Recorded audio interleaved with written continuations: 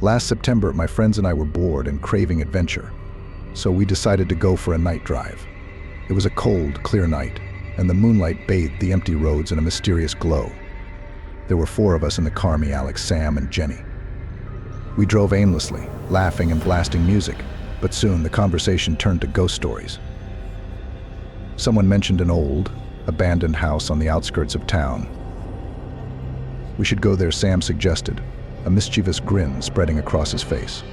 The idea was thrilling and terrifying all at once, but we all agreed.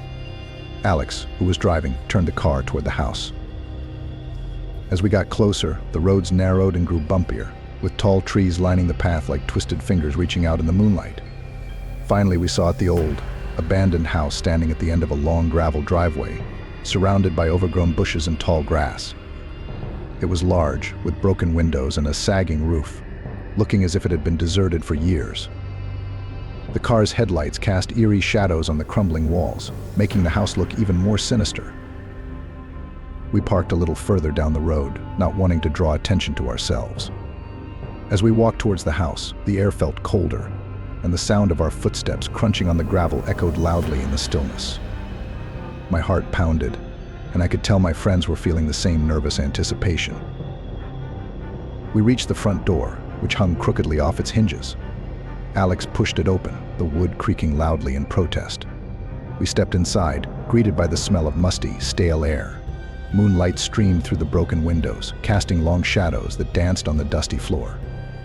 The house was dead silent, save for the occasional creak of the old wooden floorboards. We split up to explore. Jenny and I went upstairs while Alex and Sam stayed on the ground floor.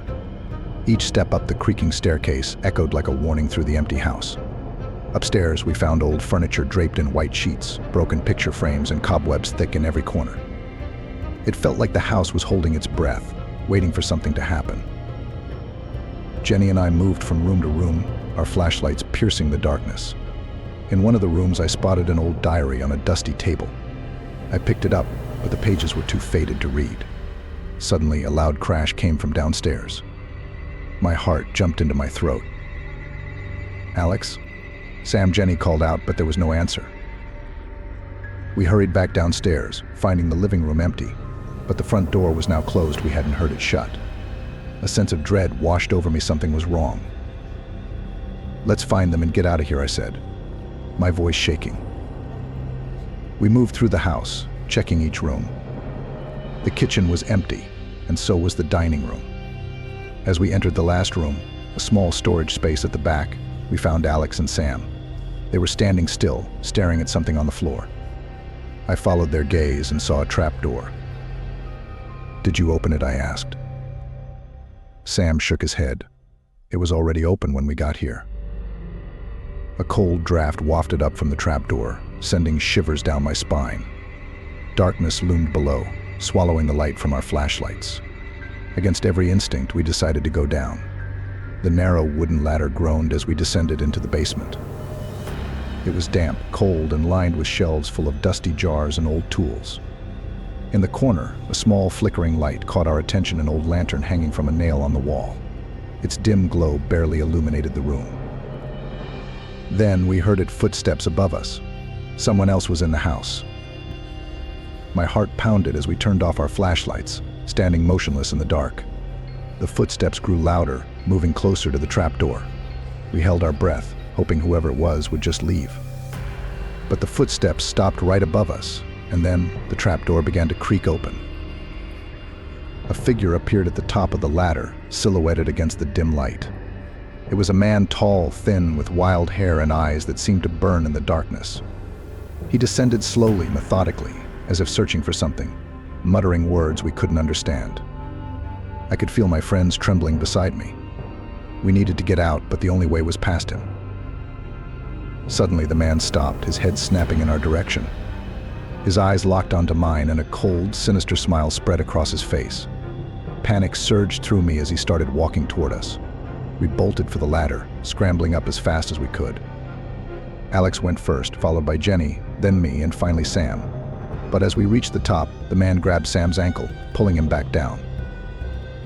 Sam kicked and struggled as we grabbed him, pulling with all our strength.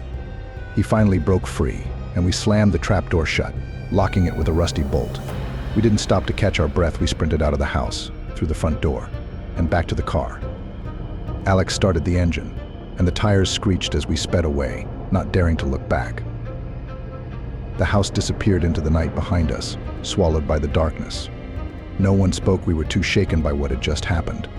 The thrill of our night drive had turned into a nightmare, and we had found our adventure, but it was one we would never want to repeat.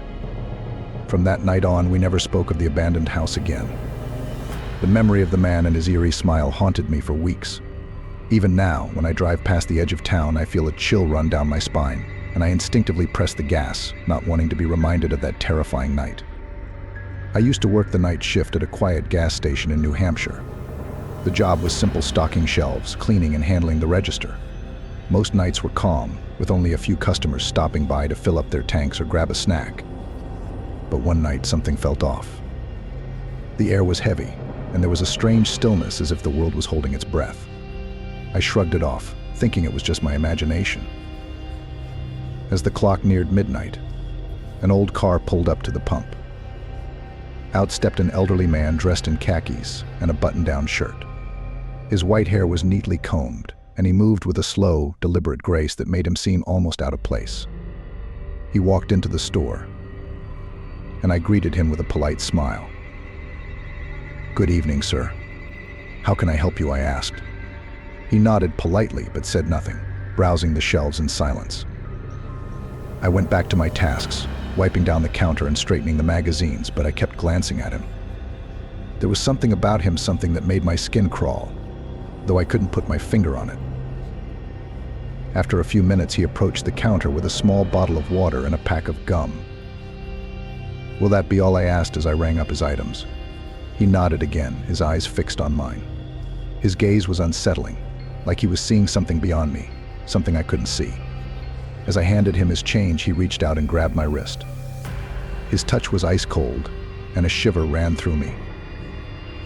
"Hell is a real place," he said in a low, gravelly voice, "and the devil's already got his hand on you, girl. Be careful." I froze, staring at him in shock. His words hung in the air, heavy and foreboding. He released my wrist, took his items, and walked out without another word. I watched as he drove away, the taillights of his car disappearing into the darkness. For a moment, I just stood there, my heart pounding. I tried to brush off his words, but they echoed in my mind, sending chills down my spine.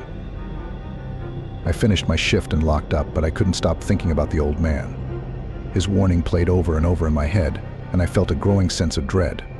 What did he mean? Why did he say that to me? As I drove home, I kept glancing in my rearview mirror, half expecting to see his old car trailing me. The night felt darker than usual, and every shadow seemed menacing. When I finally reached my apartment, I locked the door behind me and checked all the windows, my nerves on edge. That night, I barely slept. Every creak and groan of the building made me jump, and I couldn't shake the feeling that someone was watching me. The old man's warning haunted my dreams, and I woke up several times in a cold sweat. The next day, I told my coworker about the encounter. He just laughed it off, saying the old man was probably just some crazy guy, but I couldn't shake the feeling that there was something more to it. A dark, heavy weight hung over me, as if a storm was brewing just out of sight. Days turned into weeks, and the memory of the old man started to fade. Life went on, and I tried to put it behind me, but every time I worked the night shift, I felt that same sense of unease, like something was lurking just beyond the edge of the lights. One night, as I was restocking the shelves, I heard a faint whisper. I turned around, but the store was empty. I shrugged it off as my imagination, but the whispers continued, growing louder and more insistent, like voices just out of reach. They seemed to come from all around me, surrounding me. My heart began to race, and the air felt cold, suffocating. I glanced around the store, but everything looked normal, though the lights flickered for a moment, casting eerie shadows that seemed to move on their own. Suddenly, I felt a cold hand on my shoulder. I spun around, but no one was there. My breath quickened, and a surge of panic gripped me. The whispers grew louder, filling my ears with their relentless murmur. I ran to the front of the store and grabbed my phone, dialing my coworker's number with trembling fingers. The phone rang and rang, but no one answered. I glanced at the clock. It was almost midnight. The old man's warning came rushing back, and I felt terror clawing at my chest. Just then, the door chime rang, and I turned to see a figure standing in the doorway. It was the old man, his eyes locked on mine. He walked slowly towards me, his footsteps echoing in the empty store. "Hell is a real place," he said, his voice low and cold, "and the devil's already got his hand on you, girl.